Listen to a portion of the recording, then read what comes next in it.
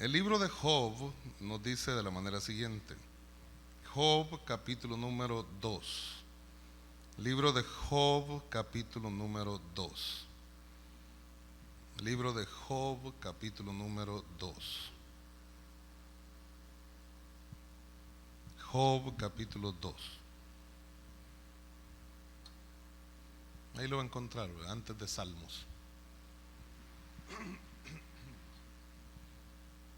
Job era un personaje que la Biblia lo describe como un hombre que había sido perfecto delante de Dios, un hombre que había hecho cosas hermosas delante de Dios, y Dios mismo testifica de él diciendo eso. Un hombre que se había caracterizado por levantar altares, hacer ofrendas delante de Dios, holocaustos delante de Dios, sacrificios en favor de su familia, en favor de sus hijos. Un hombre que sabía que sus hijos a lo mejor no andaban del todo bien en cuanto a la vida espiritual que llevaban, pero que él trataba la manera de bendecir a su familia de una manera especial. De un día para otro, después de ser un hombre bendecido, el ser perfecto quiere decir completo, quiere decir íntegro, quiere decir muy cabal, aún en sus intenciones y en sus pensamientos delante de Dios. Así se define la palabra. Un día, sin pensarlo, llegan las noticias de cosas negativas que habían acontecido a él, a sus propiedades o pertenencias y a su misma familia. Pierde todo lo que tenía, los camellos, las ovejas y todo lo demás lo pierde. Así de la noche a la mañana, pierde muchos de sus criados, muchos de sus sirvientes, sus propiedades, y además pierde a todos sus hijos, pierde a toda su familia. La única que quedó con vida al lado de él para ser su ayuda idónea, a lo menos es lo que podríamos entender, fue su esposa.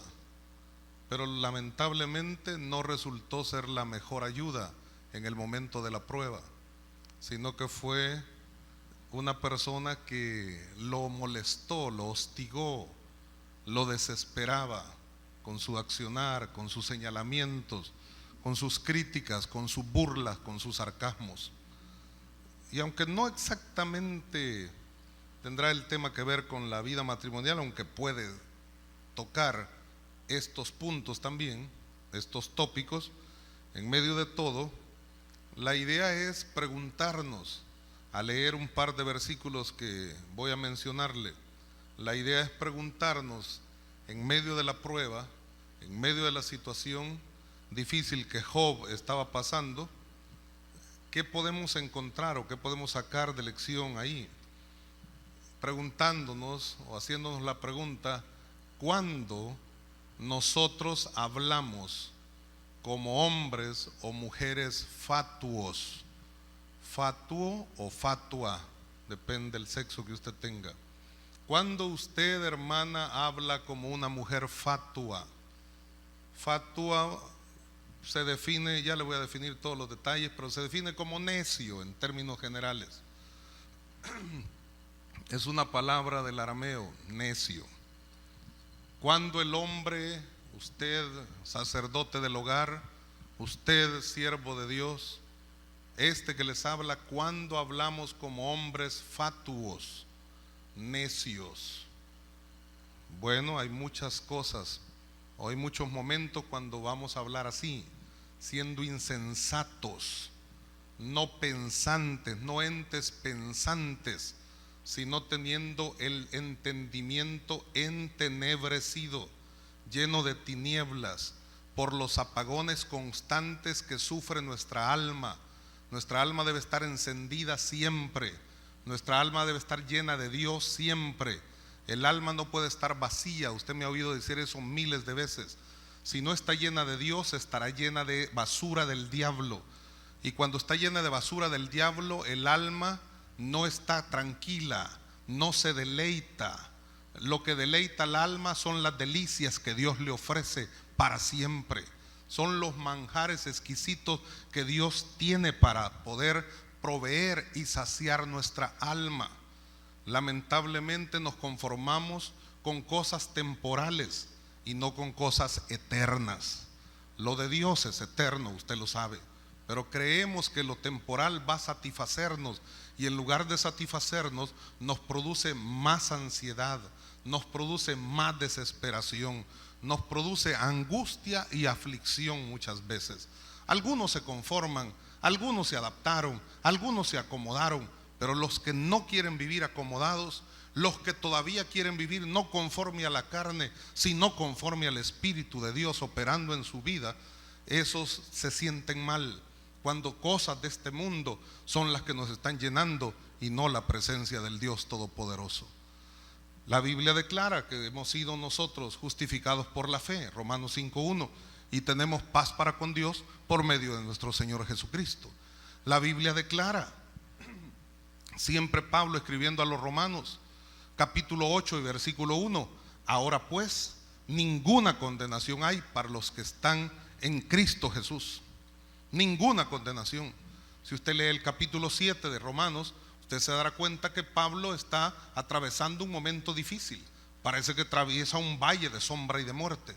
Pablo dice en algún momento dado, miserable de mí, ¿quién me librará de este cuerpo de muerte?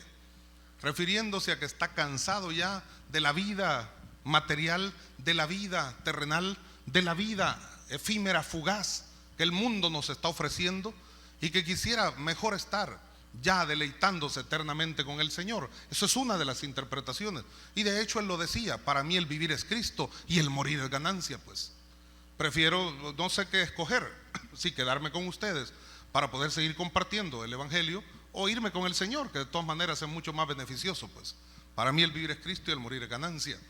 En medio de todo eso, él dice, miserable de mí, ¿quién me librará o me podrá librar de este cuerpo de muerte?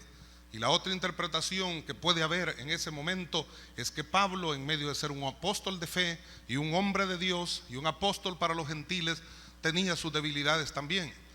Y no solamente la enfermedad que le aquejaba, de la cual por la cual más bien había orado a Dios y le había pedido que lo sanara, pero Dios le había dicho, bástate en mi gracia, porque mi poder se perfecciona en la debilidad.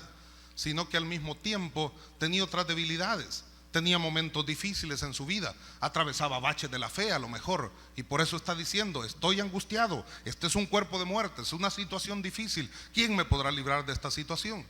Pero parece que de momento el Señor puede tomar control de su vida, fortalecerle, animarle, consolarle y ayudarlo para salir adelante. Y en el capítulo 8 resurge el apóstol con un canto de victoria. Resurge el apóstol gritando a voz en cuello algo maravilloso y especial, diciendo, en medio de que he estado pasando momentos difíciles, en medio de que he estado sintiendo que estoy en un cuerpo de muerte, en medio de que estoy sintiendo que las cosas no van bien y que las situaciones están empeorando, en medio de todo, ahora pues ninguna condenación hay para los que están en Cristo Jesús.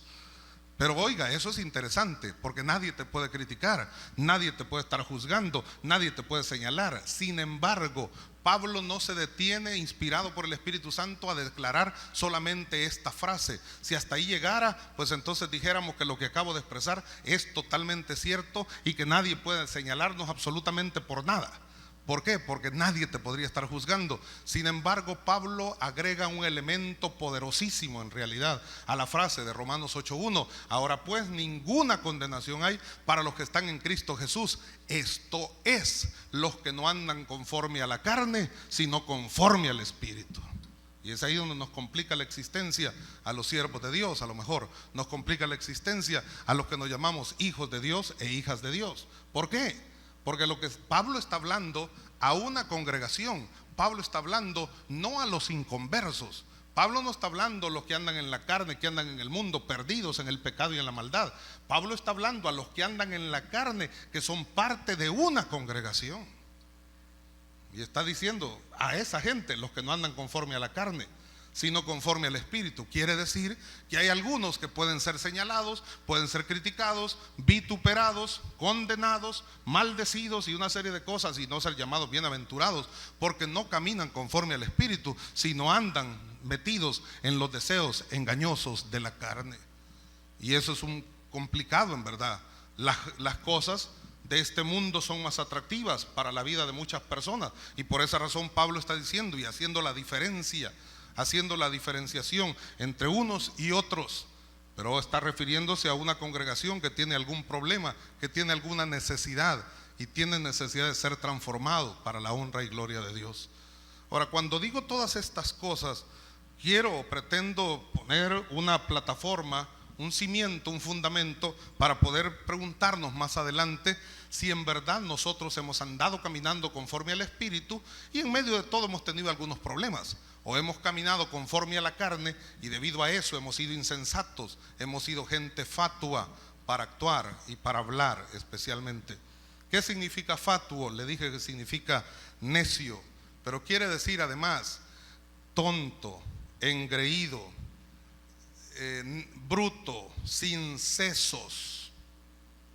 Eso significa, es una persona que se siente envanecido, pero es una persona que se envanece de manera ridícula.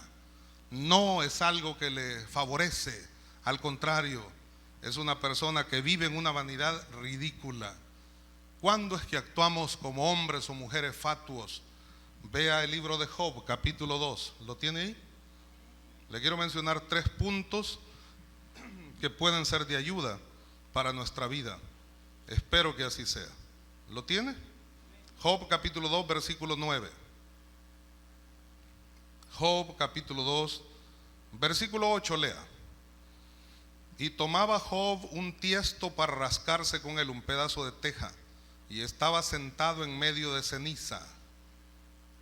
Bueno, para refrescarse un poco, porque también la ceniza se usaba cuando uno estaba o se colocaba y la gente se sentaba en ella o se postraba en ella cuando estaba de luto, con llanto, con dolor, cuando estaba en ayuno, cuando había rasgado sus vestiduras y al rasgar sus vestiduras se había colocado una tela de silicio. El silicio era una tela picante o que provocaba escozor.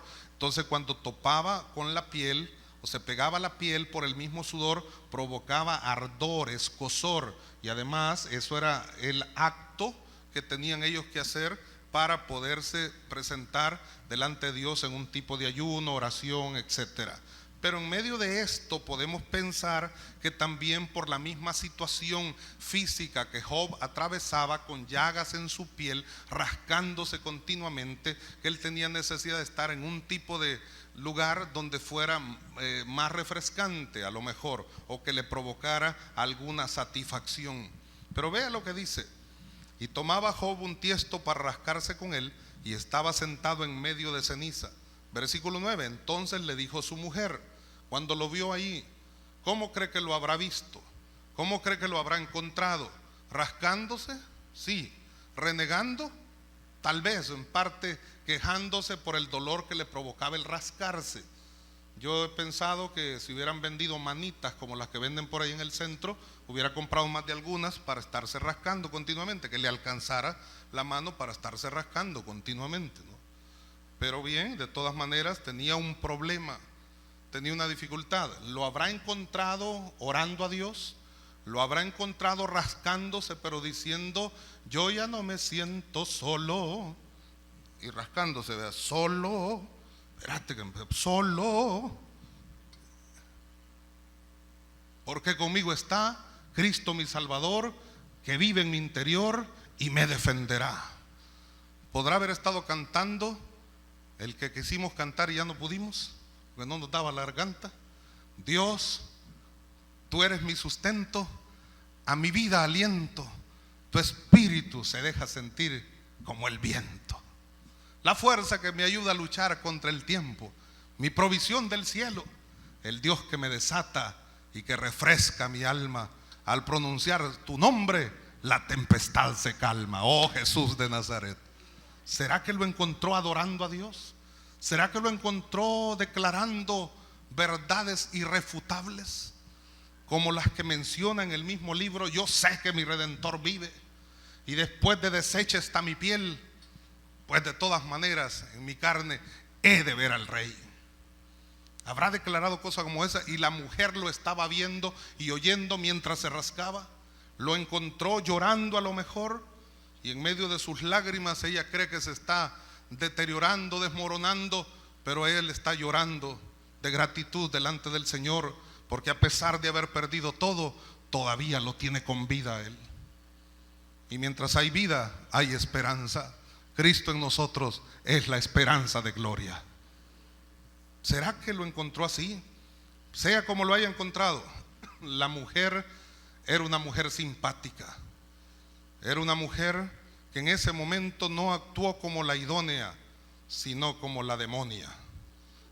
Mire lo que le dijo. Entonces le dijo su mujer: ¿aún retienes tu integridad? ¿Aún retienes tu rectitud? ¿Todavía vas a estar alabando a Dios? ¿Aún retienes tu integridad?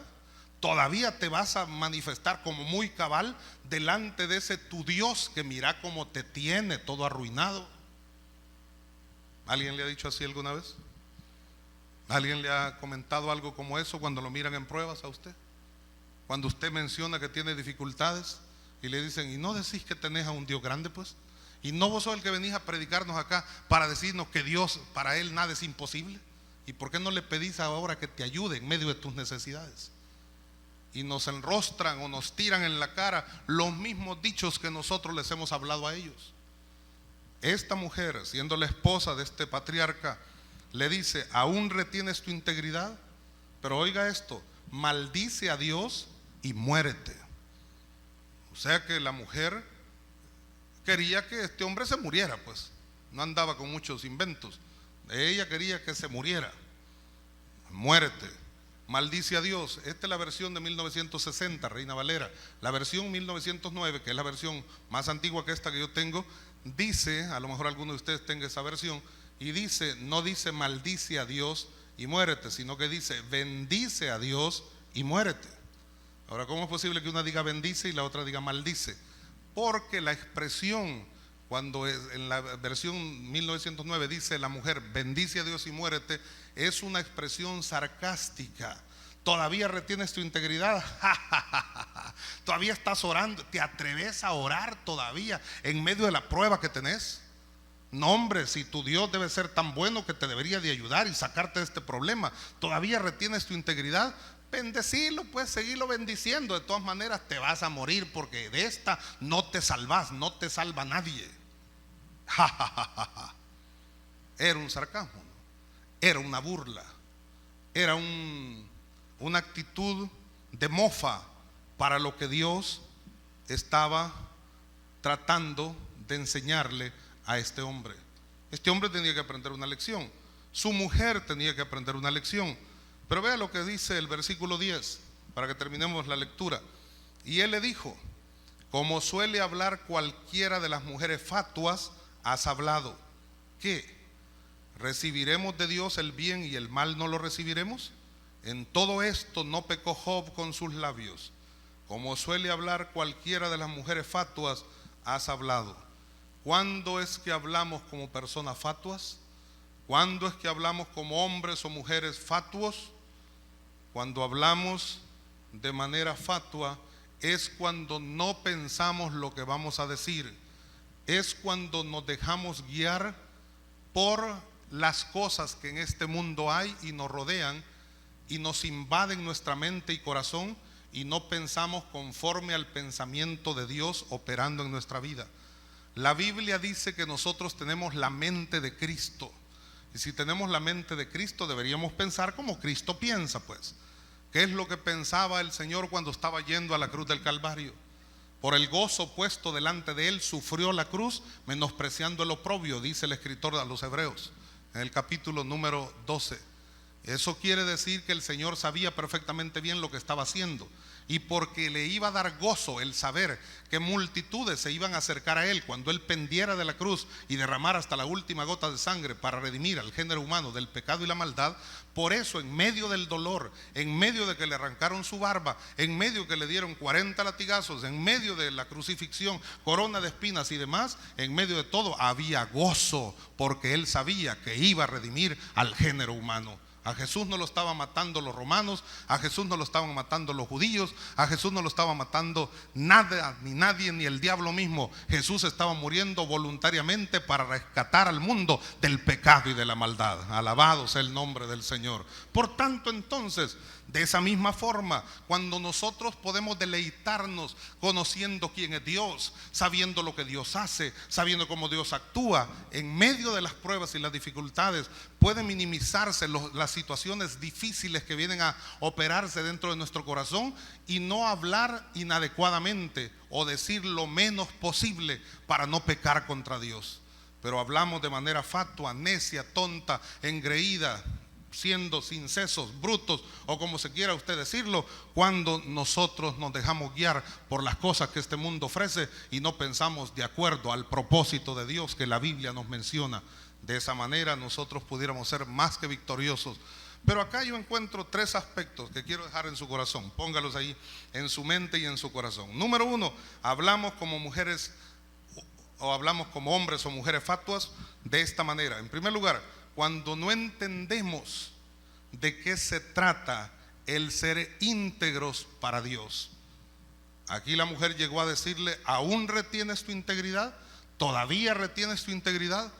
Cuando no entendemos lo que es ser íntegros delante de Dios, hablamos como hombres o mujeres fatuos o fatuas.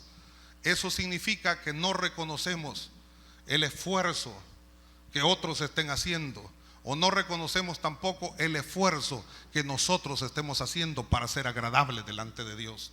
A usted le cuesta venir al templo muchas veces, a usted le cuesta adorar a Dios muchas veces, usted viene al templo sin ganas muchas veces, y yo no le estoy señalando nada, sino que diciendo verdades nada más, que son verdades, que son cosas que suceden en nuestra vida. Pues usted viene cansado muchas veces, usted viene agotado muchas veces, usted tiene que realizar un privilegio muchas veces y no tiene ganas de realizarlo. Usted tiene deseos de estar en el templo, pero también tiene deseos de estar acostado descansando, pues. Y es así, o además tiene a lo mejor clases, tiene a lo mejor pues un montón de cosas que hacer en su casa, deberes, tareas, lo que sea. Ahora, ¿cuáles son las prioridades? Mire que usted tiene clase el domingo, que es el culto, es el tiempo para dedicar al Señor, que el domingo se declara como el día del Señor, y el domingo debería ser el día en que nosotros estuviéramos todo el día metidos en la iglesia, sea como sea. Pero si usted tiene clases en la universidad, usted muchas veces prefiere su clasecita de la universidad. Ahora, ¿por qué? ¿Es prioritario eso? Ah, no, hermano, porque estoy pagando. Ah, no, hermano, porque no entiendo. Ah, no, bueno, por cualquiera de las cosas, pero ¿cuáles son las prioridades? Ahora, yo no le digo que no vaya, yo lo que le digo nada más que lo analicen. Pero muchas veces no entendemos de qué se trata ser íntegros para Dios. No reconocemos el esfuerzo que la gente hace. No reconocemos el esfuerzo que la gente está haciendo, pues. Claro que está haciendo un esfuerzo. Vea lo que le estoy diciendo, tiene un montón de cosas que hacer. A lo mejor su prioridad es Dios, pues, debería ser así. Y por lo tanto, entonces usted de alguna manera viene al templo, y aunque sea que venga rapidito y venga a servir y a hacer algo, pero trata la manera de cumplir delante de Dios con un propósito, hacer la voluntad del Señor. Pero muchas veces nosotros, que no entendemos el que es ser íntegro delante de Dios, o en el caso de una familia, pues, en el caso de un matrimonio, claro que sí. Cuando usted, hermana, no reconoce el esfuerzo de su cónyuge, pues, el hombre se faja, se quiebra el lomo trabajando para darle una mejor bendición y beneficios en su casa, y usted no reconoce el esfuerzo que hace la persona. En lugar de reconocer el esfuerzo, no ve virtudes, sino que solo mira defectos en la vida de la persona. Y normalmente sucede eso. Normalmente nosotros hablamos como fatuos, hablamos criticando al hermano, hablamos murmurando de la hermana, cuando no reconocemos virtudes en la vida de la persona. Yo no veo virtudes en la vida de alguien, entonces hablo defectos. Y es más, si tengo mi corazón prejuiciado en contra de alguien, yo lo miro detrás de una lupa gigantesca, y entonces yo sobredimensiono el problema que aquella persona tiene, o las situaciones que en aquella persona hay, las miro más agrandadas, las miro gigantescas. ¿Por qué? Porque yo ya tengo un corazón dañado, y por esa razón actúo de esa manera. Hablo como fatuo, y entonces hablo sin sesos, hablo sin pensar, digo cosas negativas de la persona, maldigo, hablo mal, pues, en pocas palabras. Y todo esto lo que trae no es beneficios para la obra del Señor. ¿Qué trae? Trae consigo un montón de situaciones difíciles. Cuando yo me comporto como una persona fatua, hablando de manera fatua, de manera insensata, cuando no reconozco lo que es ser íntegro delante de Dios. Eso significa que a lo mejor no estoy en la misma sintonía espiritual que están los otros, pues. O los otros no están en la misma sintonía espiritual que puedo estar yo. Valga esa expresión en primera persona. Y por esa razón es que a veces hay críticas, hay murmuraciones, hay cosas que no convienen que se digan, pues. Y se mencionan y se daña a la persona, y las susceptibilidades y la autoestima cae por los suelos y la gente se siente muy mal. ¿Por qué? Porque hay tanto comentario negativo. El pueblo de Dios debería de haber aprendido ya el lenguaje del reino de Dios. Y el lenguaje del reino de Dios no es el inglés. El lenguaje del reino de Dios no es el español. Aunque dicen que en el cielo vamos a hablar español. Pero de todas maneras el lenguaje no es ese. El lenguaje del reino de Dios, ¿sabe cuál es? El lenguaje del reino de Dios es bendición. Aleluya. La gente va a otro país, la gente está 30 años en otro país, la gente está metida. Yo a veces molesto a alguien y le digo, bueno, después de sus 80 años de estudio de inglés, ¿cree que ella puede más o menos aquí interpretarme este voladito, verdad?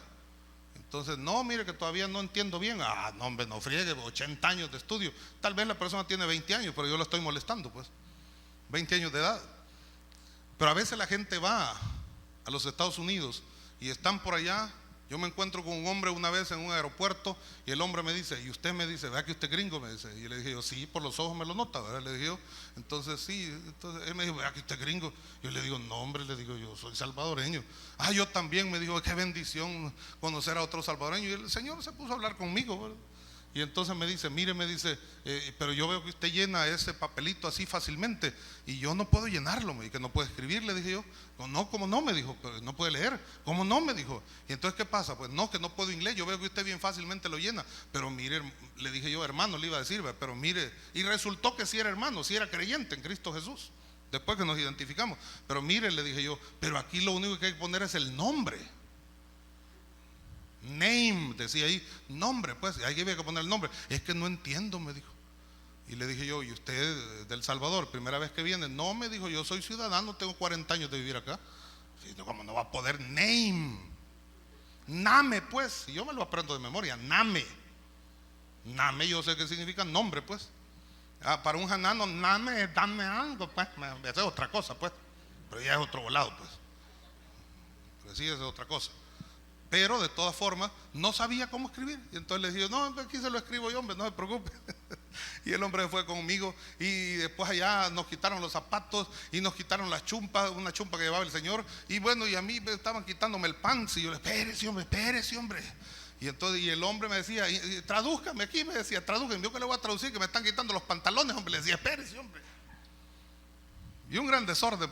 Y yo me volví el traductor del hombrecito ese. Hermano, hay gente que vive tantos años fuera y no aprendió a hablar el idioma del lugar donde vivió por 40 años.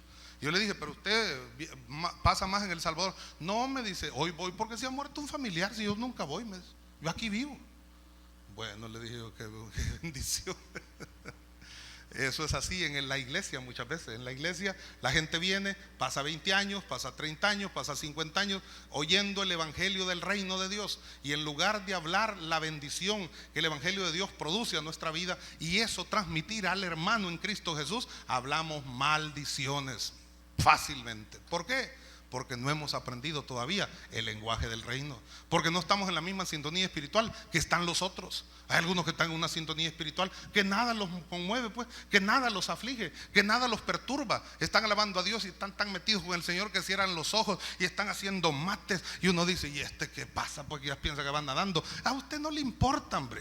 Usted está bien metido con Dios, y si el otro está diciendo tonterías, ¿a usted qué? Pues usted quiere alabar el nombre de Jehová de los ejércitos. Usted vino a bendecir el nombre del Señor. Usted está en una sintonía, metido en la atmósfera de bendición de Cristo Jesús, Señor nuestro. Pero hay otros que a lo mejor no estamos así, y por esa razón hablamos como hombres o mujeres fatuos, porque no entendemos de qué se trata ser íntegro delante de Dios. Cuando alguien se la está diciéndonos cosas hermosas acerca de la santidad, nosotros pensamos que es una persona cuadrada. Pues aguantás, mira lo que está diciendo. Todos tenemos nuestra historia, hombre. Vos no sabés lo que hacemos cuando estamos en privado. Bueno, la verdad que hay gente que se conoce. Hace algunos años atrás, en un octubre, normalmente en el mes de octubre que oramos y estamos allí en ayuno y hacemos vigilias, Muchas veces se han dado manifestaciones extrañas así de los espíritus malignos perturbando la vida de las personas.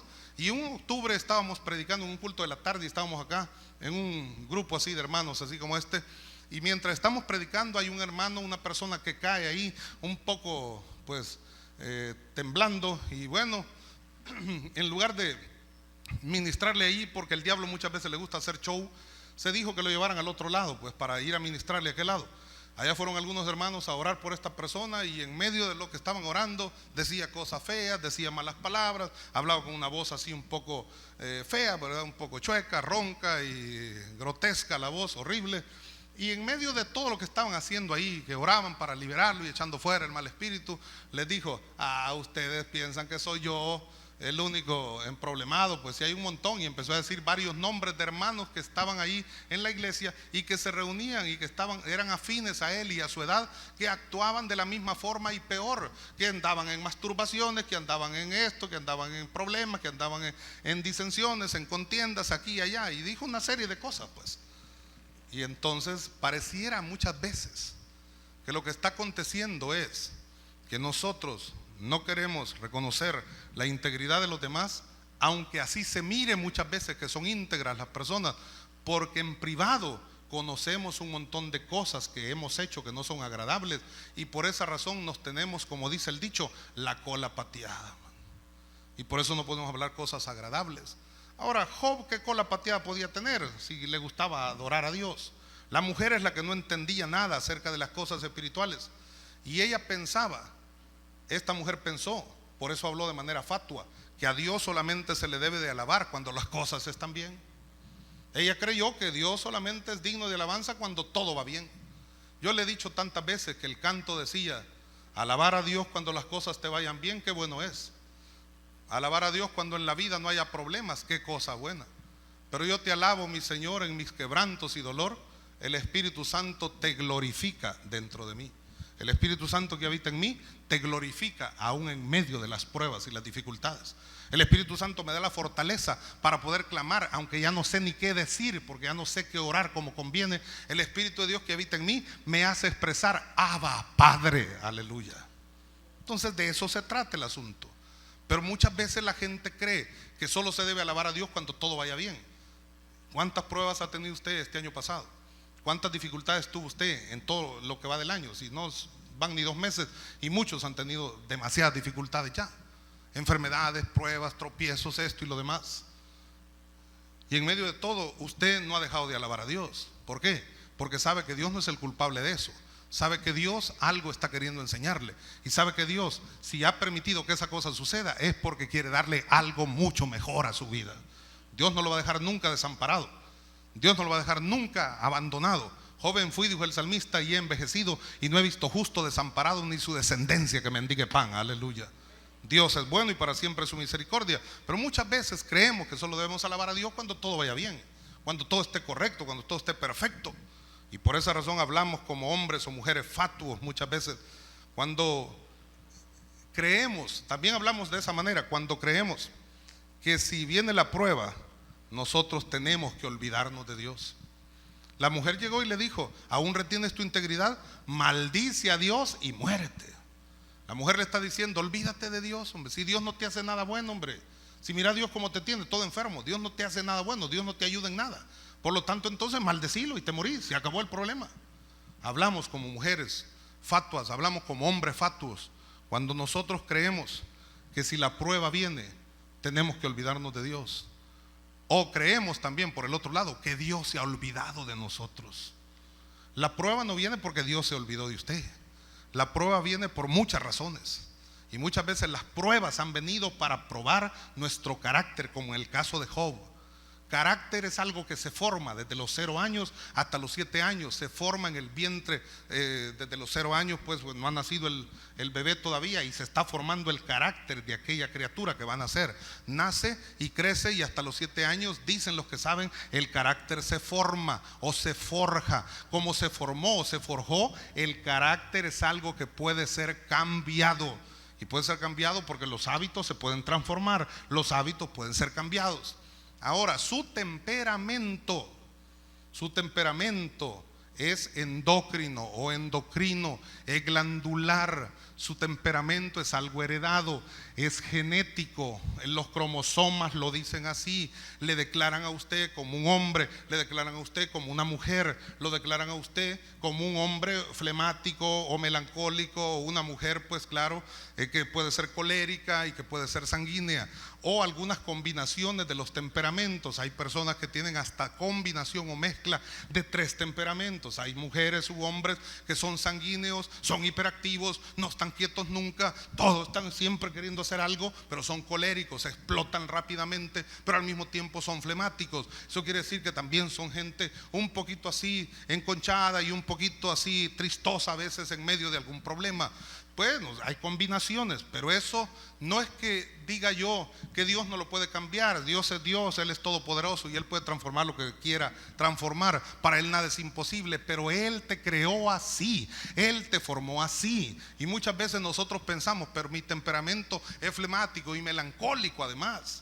Y yo pues me siento mal por eso, porque los otros que son bien dinámicos son coléricos y son sanguíneos. Entonces los temperamentos sanguíneos y coléricos son mejores que los flemáticos y melancólicos. En ninguna manera, ningún temperamento, dicen los que saben, es mejor que el otro. Lo que sucede es que a veces nosotros vamos a actuar más extrovertidamente y a veces más introvertidamente de acuerdo al temperamento que poseamos.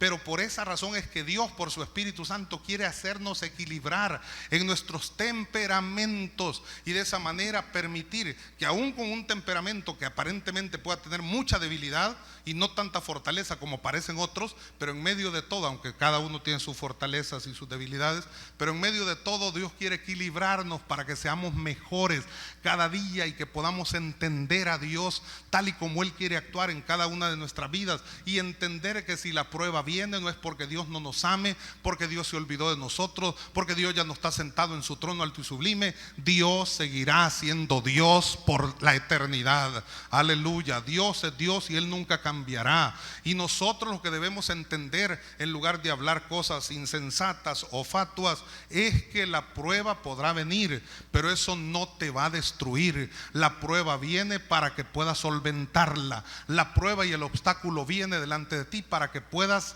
destruir toda fuerza de maldad, porque a ti Dios te ha dado armas espirituales que son poderosas en Dios para la destrucción de todo tipo de fortaleza.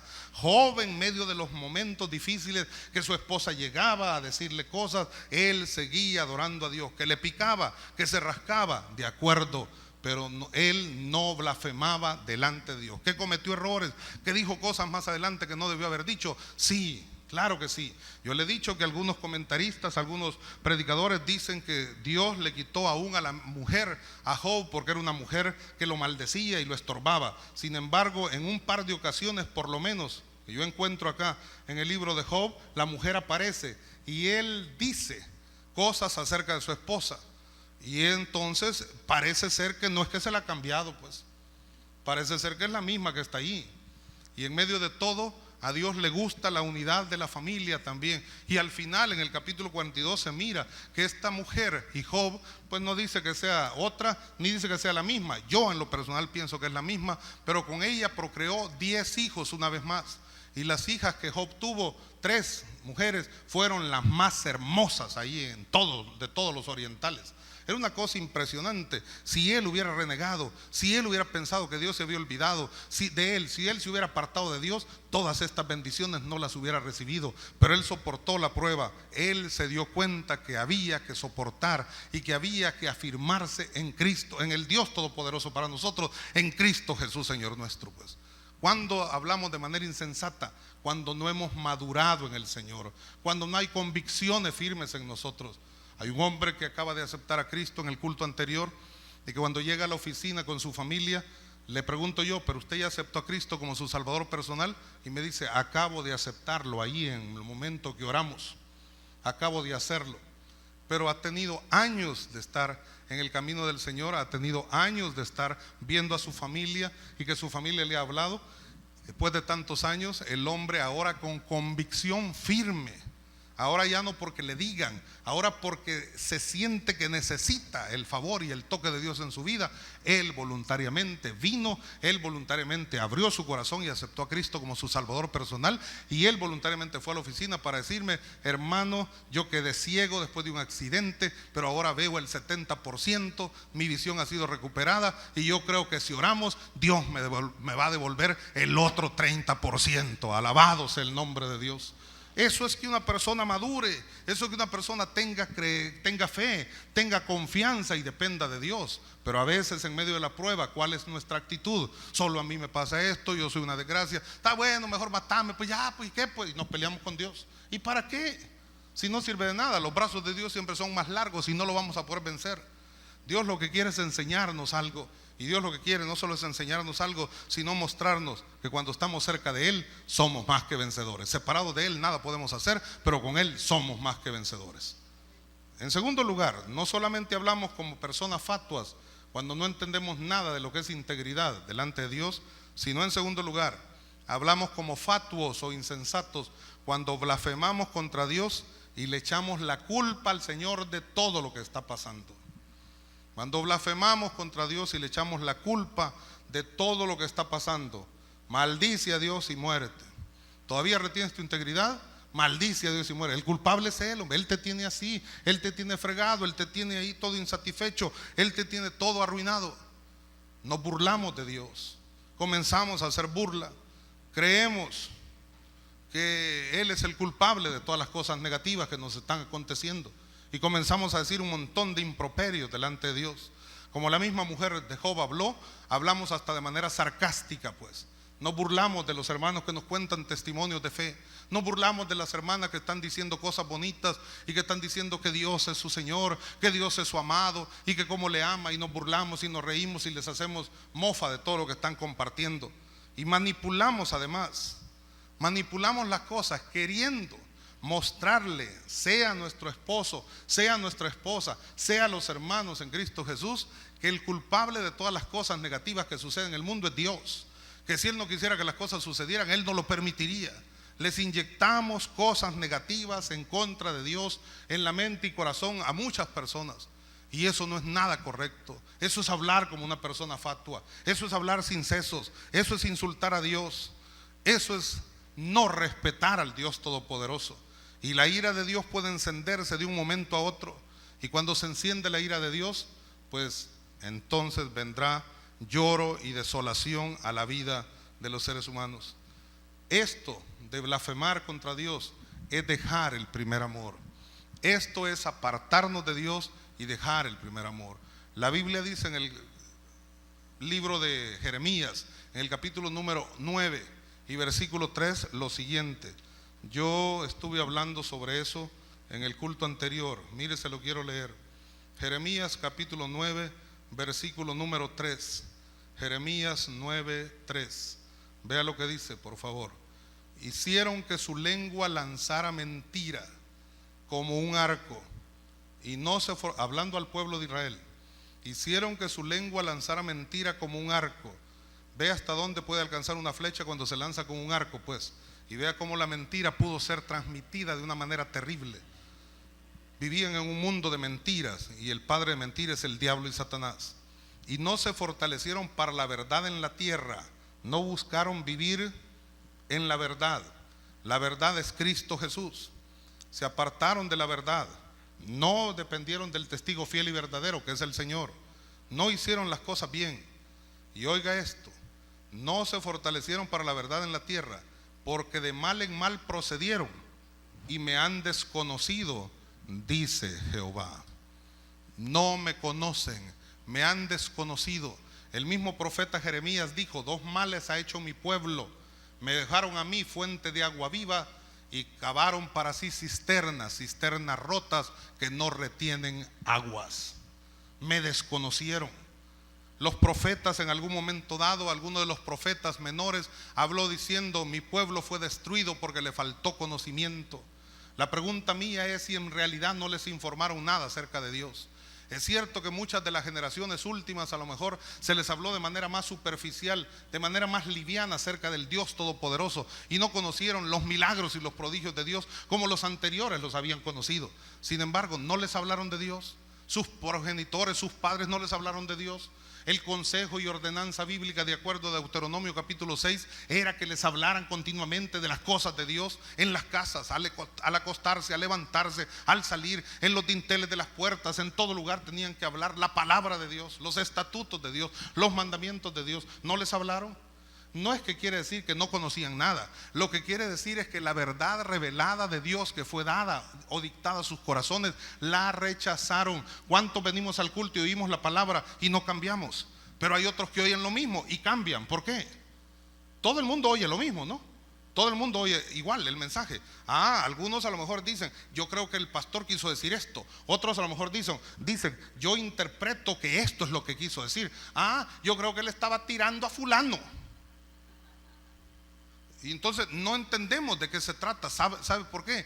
Porque cada uno tenemos algún concepto acerca de lo que se está hablando en la iglesia, detrás de este púlpito.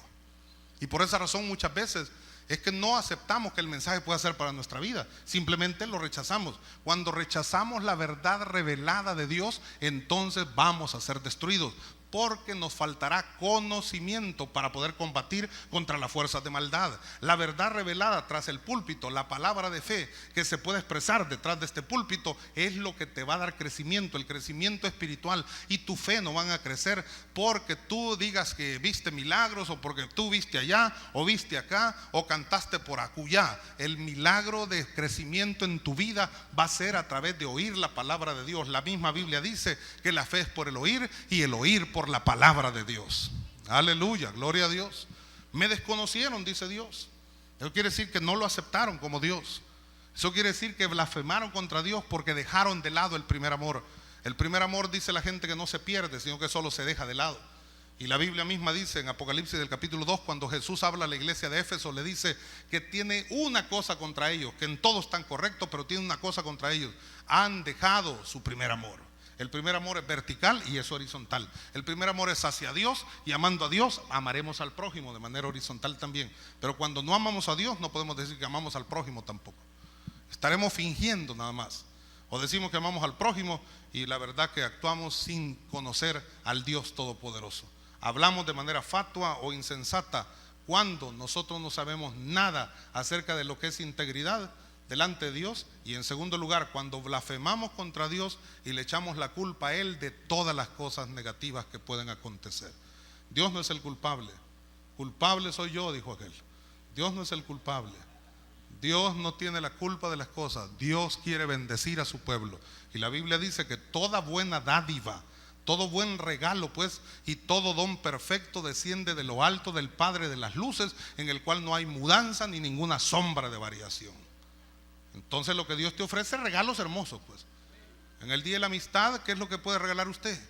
En el día del amor, ¿qué es lo que usted le puede regalar a su novia, a su novio, a su esposo, a su esposa? Aquel fue a comprar allá a un lugar donde vendían tarjetas así de esas románticas, y entonces dijo: por favor, deme una tarjeta que diga para mi primer amor. ¿Tienen de esas tarjetas? Sí, le dijeron, tenemos algunas. Entonces véndame una docena, le dijo, porque una docena era su primer amor, ¿verdad? Entonces, y Tiger Woods, el golfista, son 19 las que tiene. Entonces, el campeón mundial de golf, usted lo ha leído en el diario seguramente. Si no lo ha leído, es un negrito del batey, pero es picarito el maestro de todas maneras. Bueno, terrible. Y por último, nosotros hablamos como hombres o mujeres fatuos y fatuas cuando no podemos alabar y adorar a Dios en medio de los momentos difíciles, pruebas. Hablamos como mujeres fatuas o como hombres fatuos. El libro de Job, ahí lo estábamos leyendo, y dice, Job le dijo en el versículo 10, y él le dijo: como suele hablar cualquiera de las mujeres fatuas, has hablado. ¿Qué? ¿Recibiremos de Dios el bien y el mal no lo recibiremos? Cuando hayan pruebas, que Dios permita, pues, no que viene el mal de Dios, pero cuando Dios permita alguna situación difícil, no vamos a aceptarlo. vamos a molestarnos y vamos a blasfemar contra Él, o vamos a actuar de manera berrinchuda delante de Dios y caprichosa, o vamos a saber cómo aceptar aquella situación, sabiendo que si esa prueba viene, tiene un inicio, como lo he dicho tantas veces, pero si tiene un inicio va a tener un final, y por lo tanto entonces debe de terminar. Algún día va a terminar. Hasta hay un dicho por ahí famoso que dice: no hay mal que dure 100 años ni cuerpo que lo resista. Va a terminar, debe de tener un final. Dios es bueno y para siempre su misericordia, debe de tener un final. Si Dios permitió que aquella situación llegara o viniese o que nos perturbara en alguna medida, pero va a tener un final. Afírmese en el Señor, ajústese bien su cinturón, dele hacia adelante, no vaya hacia atrás, no se rinda, no dude. Dios está con usted y Él es el poderoso gigante. A veces no podemos adorar ni alabar a Dios en medio de los problemas, de las cosas difíciles. Se nos corta la respiración, se nos cortan las palabras. No podemos decir: te amo, Señor, te alabo, Señor, te bendigo, Señor, te glorifico. No podemos. ¿Por qué? Porque estamos dañados internamente. No es solamente porque usted está conmovido, no, está dañado internamente porque no aceptamos el problema. Yo no le digo que hay que aceptar los problemas así, decir: gracias, Señor, por este dolor que tengo en este brazo, dame el mismo en el otro brazo para que esté igual. Y si es posible en las dos piernas para que no pueda ni moverme, Señor. No, yo no digo que ore así. Lo que le estoy diciendo es que clame a Dios. Lo que le estoy diciendo es que en medio del problema, y aunque no nos gustan los problemas, pero que nos estemos parando firmes en la roca inconmovible de los siglos, que es Cristo Jesús, para combatir las pruebas. Que no seamos como aquel hermano que me decía, ¿verdad? Hermano, acabo de predicar la palabra de Dios, ya me va a venir el dardazo del diablo. ¿Y para qué está esperando dardazos del diablo, pues? Hermano, mire, acabo de estar ahí yendo a evangelizar y gané un alma para Cristo. Ya me viene la prueba, hermano. Ahí viene la prueba ya. Y está hasta clamando que la prueba se derrame. La Biblia no dice que las pruebas vendrán sobre ti y te alcanzarán. La Biblia dice que vendrán sobre ti todas las bendiciones que Dios te prescribe en el libro de Deuteronomio, capítulo 28. Y te alcanzarán, aleluya. La Biblia dice que el bien y la misericordia de Jehová te seguirán todos los días de tu vida. Entonces, hermano, no es la prueba la que tenemos que estar esperando. Y si viene la prueba y si nos encontramos afligidos y bueno, y hay tanta situación, de todas maneras sepamos que Dios es Dios y Él nunca cambiará. Y si Él está con nosotros, ¿quién contra nosotros? Y si Dios ha hecho un milagro, puede hacerlo otra vez. Dios no ha cambiado, Él es el mismo desde ayer y hoy y por todos los siglos. A su nombre sea la gloria. Gloria al nombre del Señor. Gloria al nombre del Señor. De Dios viene solo lo bueno, ya lo dijimos. Pero muchas veces Dios permitirá algunas situaciones difíciles que puedan llegar a nuestra vida con propósitos definidos. 1, afirmar nuestro carácter cristiano. 2, enseñarnos algunas lecciones en ciertas situaciones difíciles, claro, a través de la dificultad. No es fácil eso. 3, disciplinarnos. Alguna disciplina a lo mejor tendremos que recibir, porque Dios al que ama, disciplina. 4, probarle al enemigo, como lo hizo a través de Job, que el producto de Dios sí funciona, que somos verdaderos hijos de Dios, que somos cristianos genuinos en Cristo Jesús, Señor nuestro. Aleluya, gloria a Dios, gloria a Dios. Termino diciendo esto: a veces nos quejamos y nos quejamos por las situaciones difíciles que vienen a nuestra vida, y comenzamos a decir cosas como esas, blasfemando, no adorando a Dios, diciendo cosas que no convienen, cuando en lugar de estar haciendo eso, deberíamos dar sacrificio de alabanza al Señor. Sacrificio de alabanza es fruto de labios que honren su nombre. Sacrificio de alabanza en el original griego significa, como me han oído decirlo miles de veces también, matar por un propósito. Usted tiene un propósito para poder dar un sacrificio de alabanza al Señor. Mate lo que le estorbe o lo que se interponga entre usted y Dios. Su propósito es glorificar a Dios. Su propósito es darle adoración. Pero hay algo que no se lo permite. ¿El qué? El aburrimiento. Mate el aburrimiento. ¿El qué? El desánimo. Mate todo desánimo. ¿El qué? El cansancio, el agotamiento. Mátelo en el nombre de Jesús de Nazaret. No mate a nadie, mate esas situaciones. No va a ir a matar a medio mundo y después decir: es que allí me dijeron. No, mate eso. Sin gorros navarones, mátelo en el nombre de Jesús. En el nombre de Jesús. Sin armas carnales, en el nombre de Jesús. Destruya todo eso. El desánimo, el aburrimiento, la falta de gozo, todo eso, mátelo, destrúyalo. Porque hay que alabar a Dios cuando tenga ganas, cuando no tenga ganas y hasta que tenga ganas. Hágalo siempre, pues. En otras palabras, a veces hablo como fatuo cuando no reconozco lo que es ser íntegro delante de Dios. Y cuando veo a íntegros alabando a Dios, hablo tonterías.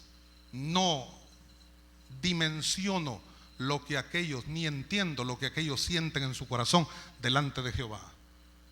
Dios ha hecho cosas milagrosas en la vida de ellos, por eso están alabando y adorando el nombre de Jehová. Aleluya. A veces hablo como fatuo cuando blasfemo delante de Dios y le echo la culpa a Él de las cosas difíciles o negativas que vienen a mi vida.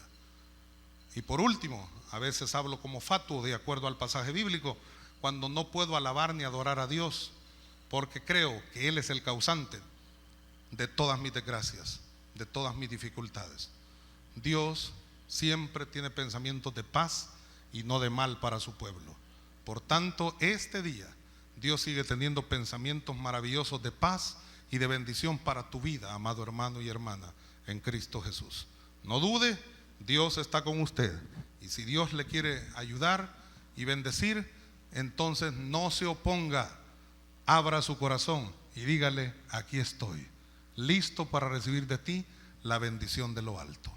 Padre, te damos las gracias. Te bendecimos y te alabamos en esta hora por tus bondades y tus misericordias.